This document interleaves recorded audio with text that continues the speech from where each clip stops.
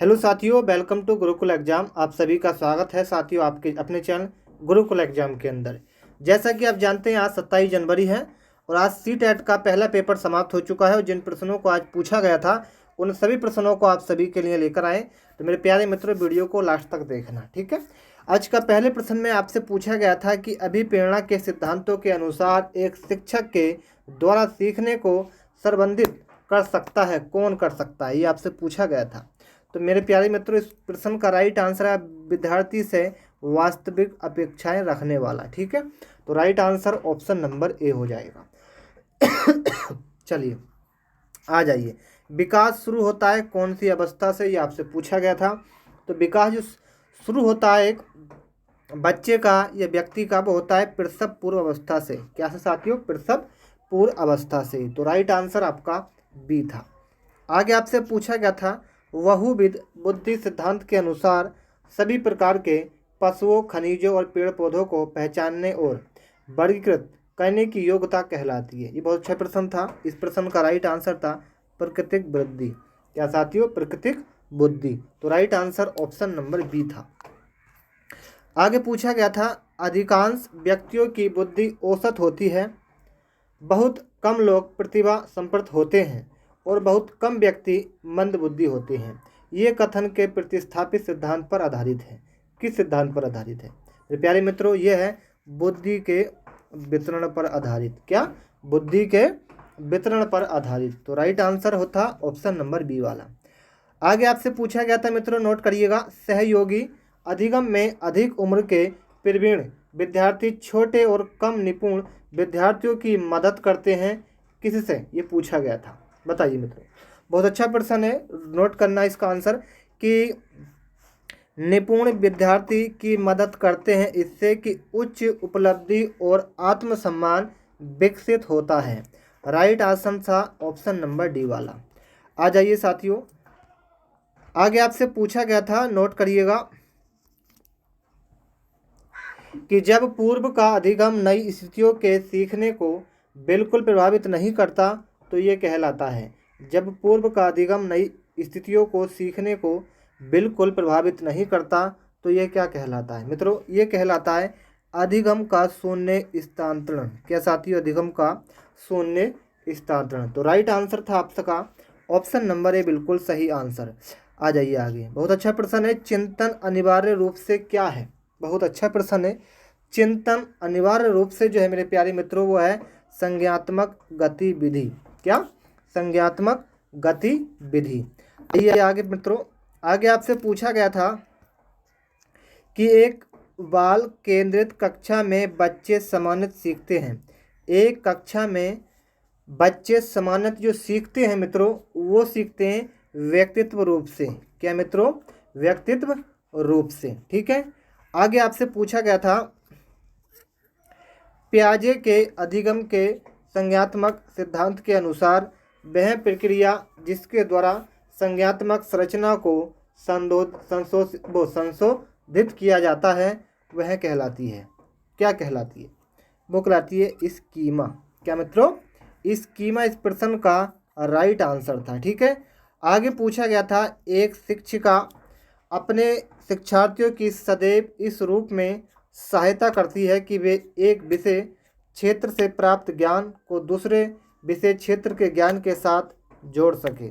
इसको किससे बढ़ावा मिलता है? बहुत अच्छा प्रश्न है।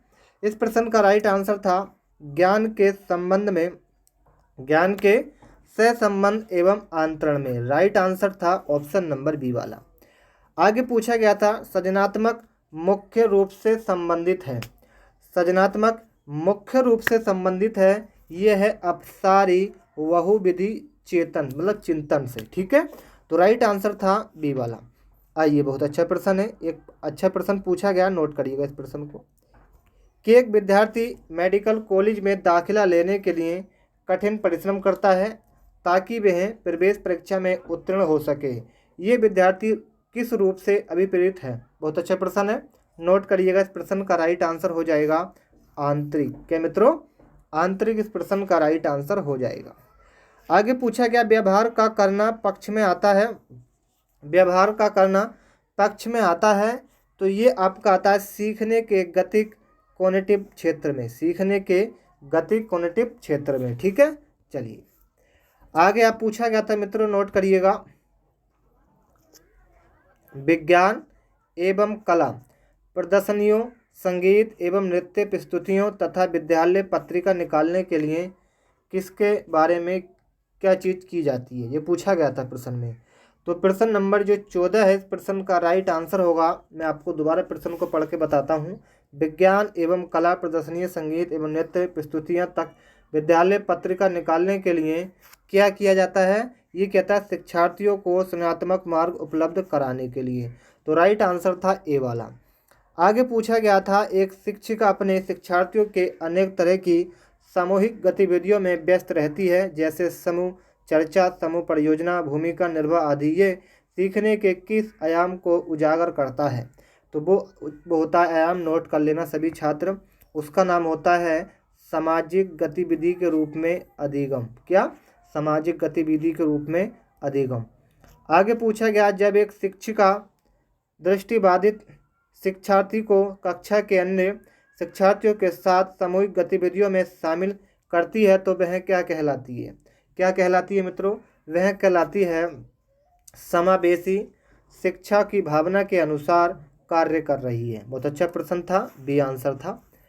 आगे पूछा गया था, एक शिक्षिका अपने शिक्षण में दृश्य श्रव्य सामग्रियों और शारीरिक गतिविधियों का प्रयोग करती है क्योंकि वह क्या करती है, इनमें से अधिकतम इंद्रियों का उपयोग करने का को संवर्धित करती है। ठीक है, तो राइट आंसर डी था इस प्रश्न का। आगे पूछा गया था, कोलबर्ग के अनुसार सही और गलत के प्रश्न के बारे में निर्णय लेने में शामिल चिंतन प्रक्रिया को क्या कहा जाता है? क्या कहा जाता है साथियों? आपको इस प्रश्न का राइट आंसर आना चाहिए नैतिक यथार्थवाद। क्या साथियों? नैतिक यथार्थवाद। राइट आंसर सी था। एक विद्यार्थी अपने समकक्ष व्यक्तियों के समूह के प्रति आक्रामक व्यवहार करता है और विद्यालय के मानदंडों को नहीं मानता है। इस विद्यार्थियों को में सहायता की आवश्यकता है। किस चीज़ की आवश्यकता है, ये आपसे पूछा गया था मित्रों। भावात्मक क्षेत्र की। किसकी साथियों? भावात्मक क्षेत्र की।